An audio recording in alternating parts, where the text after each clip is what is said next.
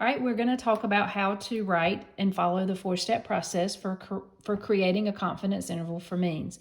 I'm going to be doing problem number 68 on page 519 to show you how this works. One more time, if you will look at page 518, directly underneath the title exercises, it says, remember, we are no longer reminding you to use the four-step process in exercises that require you to perform inference.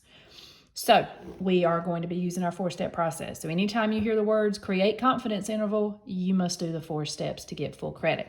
All right, so the same 4 steps as before. And remember, this template is in your pacing guide if you want a blank one. We're going to state the parameter we want to estimate and the confidence level. So let's read the problem. Of course, we need to do that first.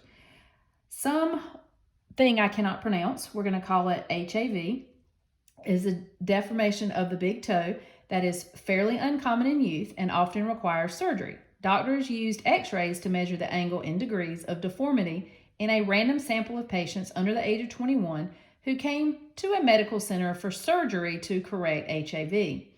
The angle is a measure of the seriousness of the deformity. For these 21 patients, the mean HAV angle was 24.76 degrees and the standard deviation was 6.34 degrees. A dot plot of the data revealed no outliers or strong skewness.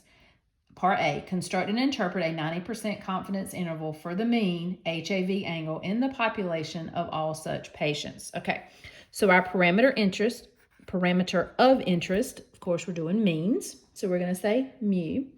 So the parameter of interest you can always get from the reading. Construct and interpret a 90% confidence interval for the mean, so the true mean HAV angle of 21-year-olds who come for surgery. You can be more specific day of if you have the time, but they're okay if you kind of give an overview of what you are trying to write your confidence interval for. So then our statistic, remember the statistic for mean is X bar. So our mean of our sample was 24.76. And I'm going to go ahead and put our standard deviation for our sample because they gave it to us and then I don't have to keep looking back at the book, was 6.34. All right, and then the confidence level, of course, is given in the problem. In the real world, you could pick your confidence level, but we want everybody to get the same answer, so we're going to do that. So we are 90%, we're going to work at the 90% confidence level. The other thing I'm going to write down is that N is equal to 21, so again, I don't have to keep looking back. All right, so the name of the procedure, I think you might could figure out if you've watched the earlier video on the 4-step process for confidence intervals for proportions, is going to be one sample, because we took one sample of 21. Remember, for confidence interval for means, we have to use T star. So one sample T star interval for means. You always, always, always want to name your method of inference because, like I said, we will be doing 13 of these. Well, in a normal year, we would be doing 13 of these. So now our conditions, same 3 conditions, random. And we were told that we had a random sample, so this was stated in the problem, so that's good to go. Independence. Now remember, we are sampling without replacement, so we have to check our 10% condition. So our 10% condition says that our 21 has to be less than or equal to 1/10 of all 21-year-olds who were trying to come and get surgery, who came for surgery. And I think that this is safe to assume. Safe to assume more than 210 patients came for surgery. Sorry, I kind of went off there, the page. And then the last one is normal. So for means, we need to think about the sample size. N is equal to 21.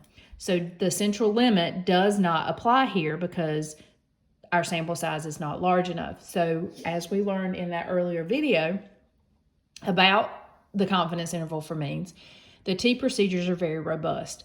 So when the sample is less than 30, we have to look at the graph of the data. So we're looking at the graph of the data we're looking for outliers and extreme skewness. Well, of course, we don't have the data here. So if you go back to the problem, you'll realize that they knew this was going to happen. So they said a dot plot of the data revealed no outliers or strong skewness. So N is 21, but graph shows no outliers or skewness. So safe to proceed.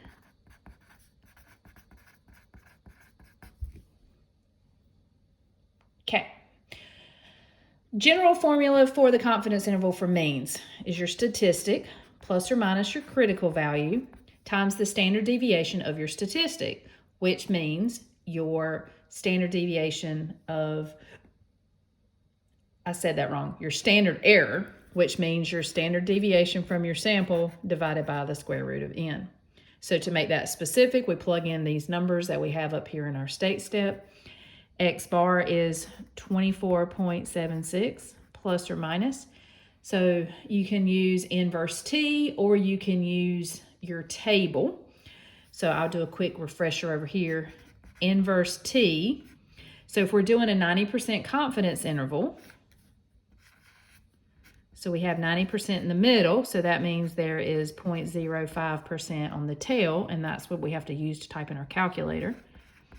And then our degrees of freedom is our sample size minus 1. So our degrees of freedom are 20. So this is the area. Remember, always to the left. And this is your degrees of freedom. So if you type that in your calculator, you get the negative 1.725, but it really doesn't matter because the plus or minus will take care of the sign. And it's symmetric, so this one's negative. This T star is positive. So just put 1.725. Then times our standard deviation, 6.34 divided by the square root of 21. Okay. And then we're going to find our margin of error. So when I type all of this part right here in the calculator, I got 2.3865. And then we're going to do your statistic plus the margin of error, your statistic minus the margin of error, and your answer is 0.22, not 0.22, 2237 plus, I messed myself up there. It's not a decimal. It's 2237 to 27.15.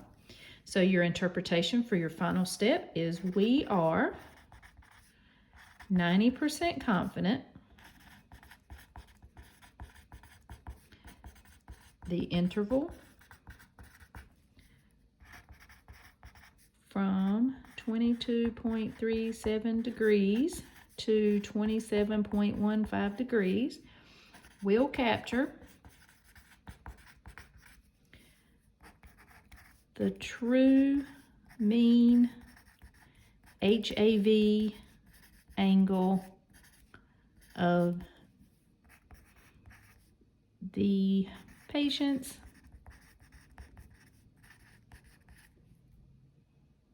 who came for surgery.